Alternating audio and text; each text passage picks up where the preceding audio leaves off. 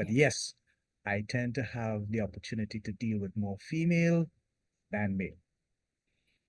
So I think the reason why this comes up for me, it's because, I've been doing counseling coaching for over 25 years right here in the United States, but I'm originally from Zimbabwe. And I think, on a cultural basis, I've known men to not, want to express their emotions, feelings, cry, and just be vulnerable, as you mentioned. But what I'm noticing now is I think it's a disservice that we do not have men mentors that are going out there, and coaches that are also going out there and targeting the men.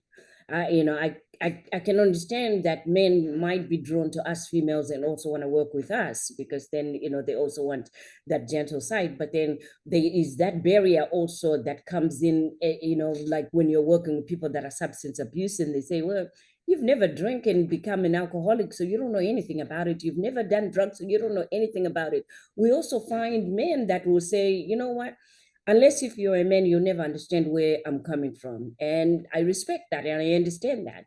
So I think I say this to also say at some point, maybe in your calling, in the work that you're doing, maybe you might have a coaching program that is geared to certifying men that can now go back to other men, especially our young men that are now like, 14, 15. They need to understand, and be taught in a different way than you and our generation were taught, that, men are supposed to be strong. You can't cry, you can't feel. So I think there's that new generation that is looking for men to come, because then they're like, you're a woman, so you can't tell me anything. Okay, fine. So, I mean, we tend to shy away to reaching out to more of them because Yeah, then yeah, we want our brothers, our fathers, and, I mean, the men to be able to reach out. So I'm excited that you're doing the work already.